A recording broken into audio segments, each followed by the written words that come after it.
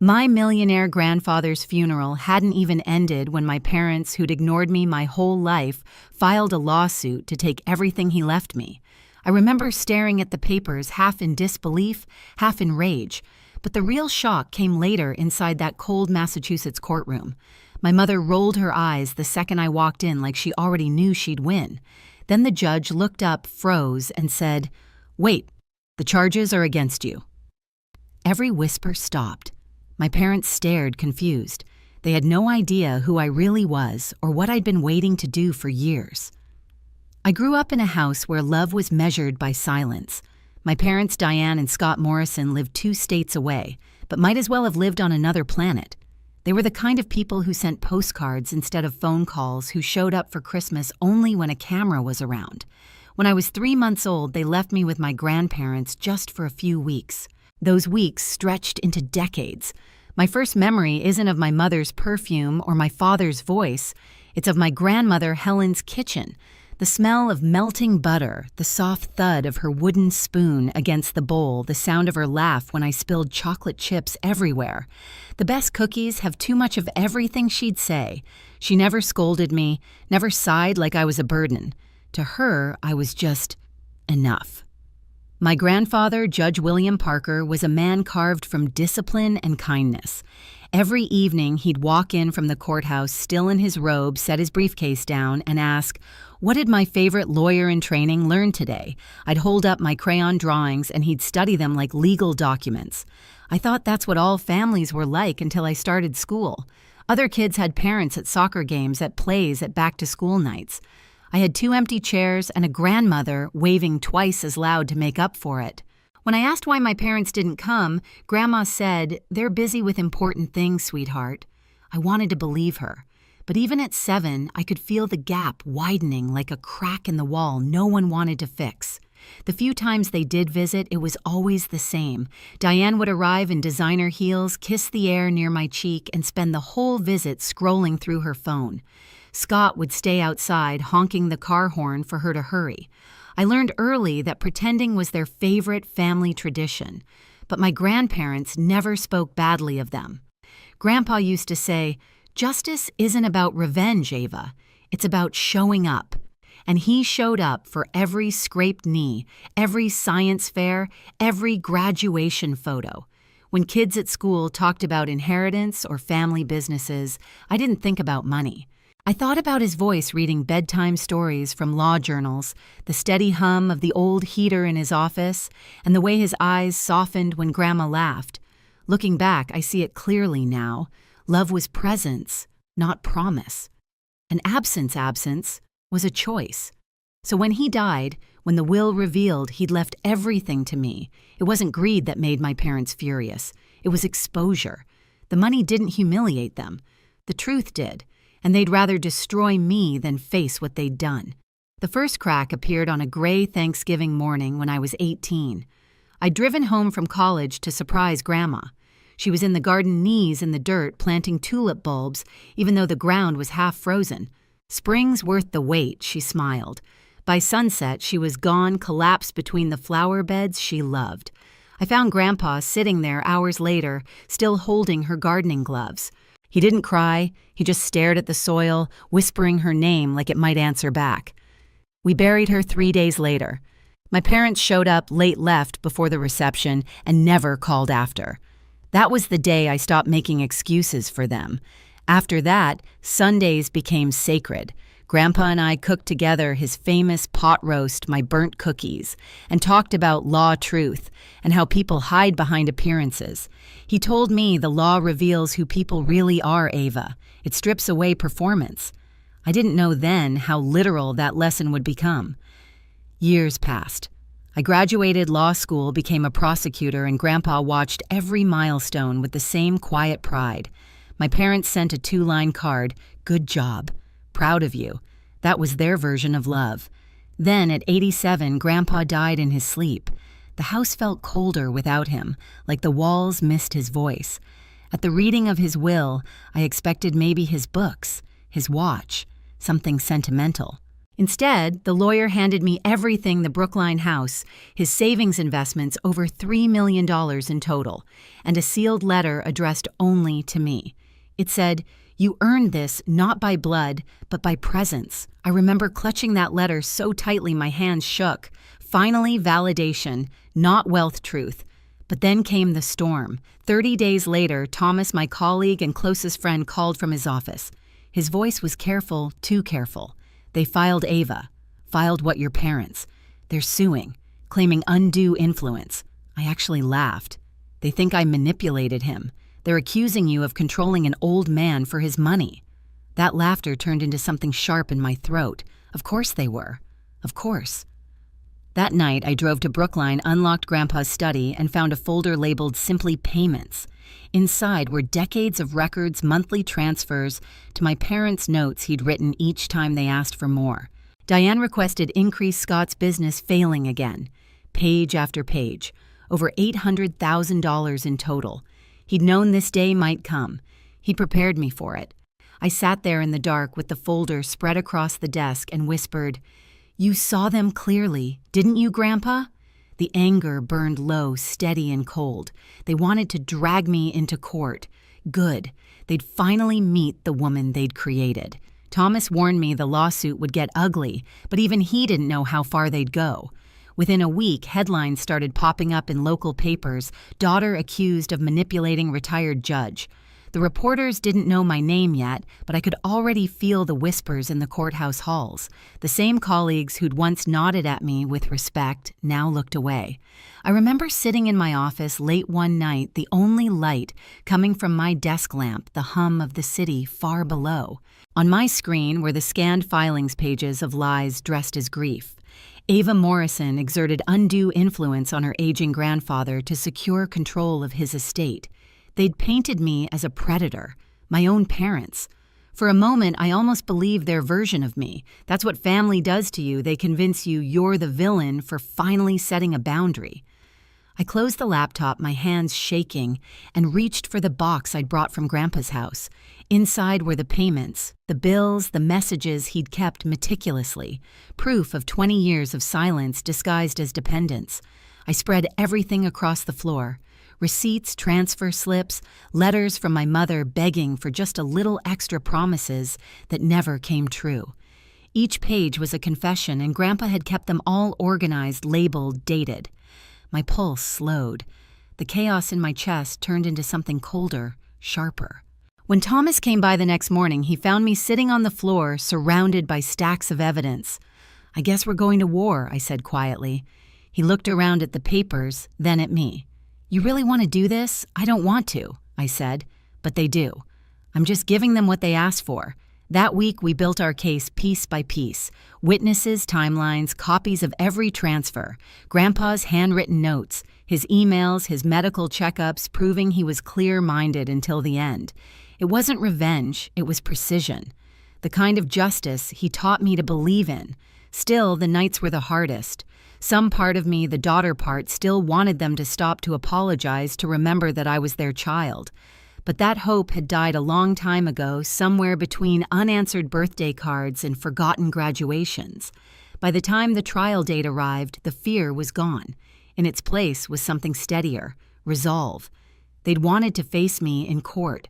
They just didn't realize whose courtroom they were walking into. The morning of the hearing, Boston was covered in sleet.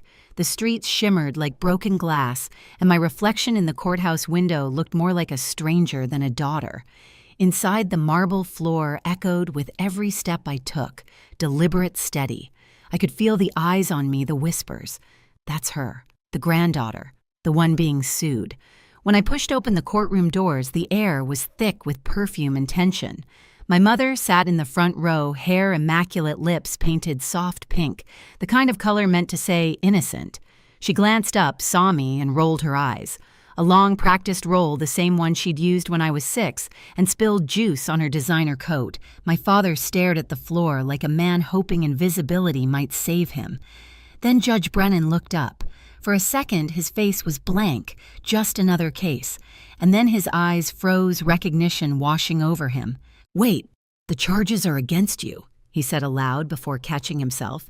The courtroom stilled. Even my mother stopped pretending. He cleared his throat, adjusted his glasses. "Proceed." Palmer, their attorney, stood up first. Smooth voice, theatrical gestures. I'd seen his type in court 100 times, the kind that thinks charm can rewrite facts.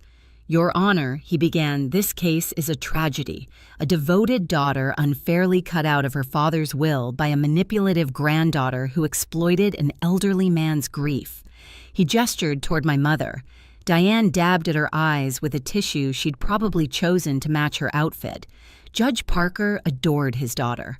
Palmer continued, but in his final years he was vulnerable, confused, and isolated. My client, Mrs. Morrison, was denied the chance to reconcile. Instead, her father's estate was unjustly diverted. I sat there, hands clasped, listening. My pulse didn't even spike. I'd spent years facing men who lied better than this. I could smell fabrication before the ink dried. When Palmer finished, Thomas rose. "No theatrics, just quiet authority. Your Honor, the evidence will show that Judge William Parker was of sound mind and deliberate in his decisions. It will also show that the plaintiffs, Mrs. and Mr. Morrison, received over $800,000 from him over 20 years while visiting less than once per year." Murmurs rippled through the courtroom. My mother's painted calm cracked just slightly. Palmer called her to the stand first. She adjusted her blazer, smoothing invisible wrinkles. "He was everything to me," she began, voice trembling, just enough to sound rehearsed. "I love my father dearly. We spoke often, but after his wife died, he withdrew from everyone." Thomas stood for cross. His tone was polite, surgical. "Mrs. Morrison, according to your father's calendar, you visited 4 times in your daughter's first year of life. Christmas, Easter, her birthday, and 1 Saturday in July. Is that accurate?" Her lips pressed together. I was young. And between the ages of 5 and 18, I don't recall exact numbers. He lifted a folder, the payments. "Your father documented each visit alongside monthly transfers to you and Mr. Morrison. Over $800,000 total. Can you explain why someone manipulated would continue voluntary payments for 2 decades? Her voice cracked. "He wanted to help." Thomas leaned in. "He did, but only financially. Emotionally, you were absent. Physically, too. When was the last time you saw your father before his death?" Silence. She glanced toward my father, who looked away. 3 years before he died. Thomas supplied. "At his 84th birthday. 90 minutes, no cake, no photos. Is that correct?" She swallowed. "Yes." He paused just long enough for the truth to sting. "So the man you loved dearly died believing you were too busy to visit, yet now you stand here claiming his fortune was rightfully yours." Palmer objected. "Argumentative." "Sustained," Judge Brennan said softly, but his eyes never left my mother. Then came my father's turn. Scott took the stand, hands twitching.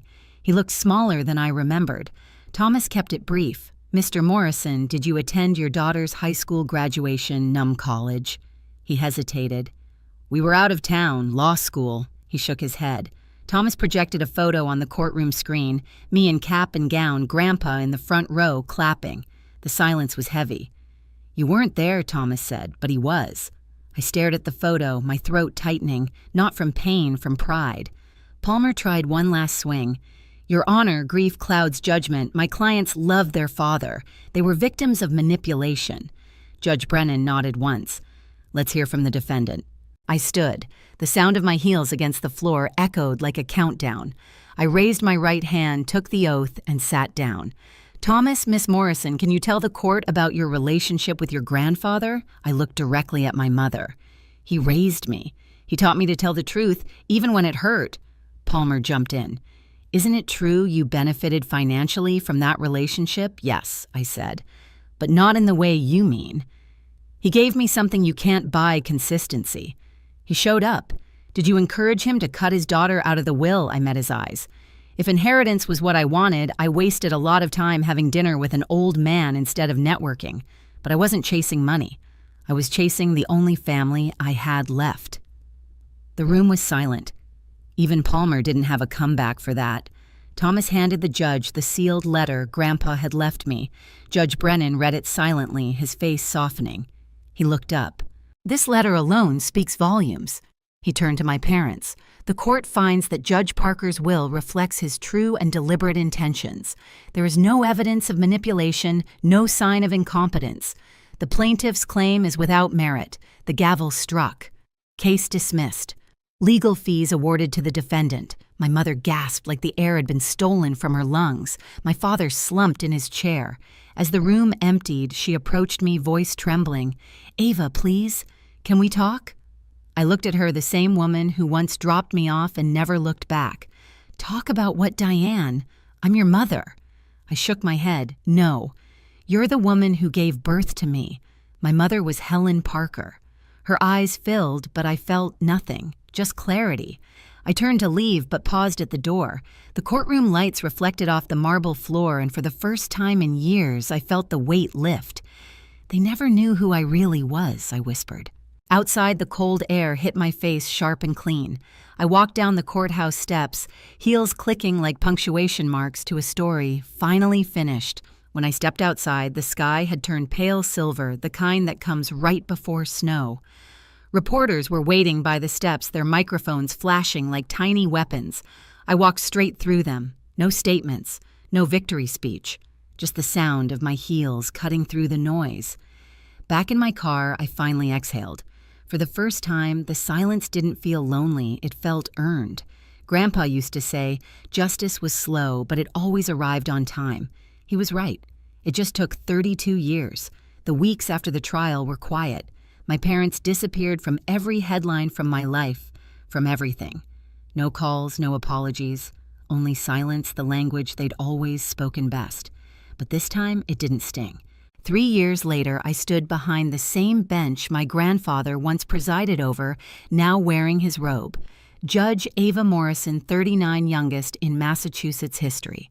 On my first day, I touched the wooden gavel he'd left me and whispered, "We made it, Grandpa." Years passed. Promotions came, and so did peace. At 60, I retired. My last visit was to Mount Auburn Cemetery, where tulips bloomed around 2 headstones, William and Helen Parker. I knelt, planting a few new bulbs beside them. "You were right," I said softly. "Family isn't about blood. It's about who shows up." And as the wind moved through the trees, I could almost hear his laugh again, steady, proud, and free. Family isn't written in bloodlines, it's proven by presence. I learned that too late to save my parents, but just in time to save myself. If you've ever had to stand up to people who were supposed to love you, tell me your story below.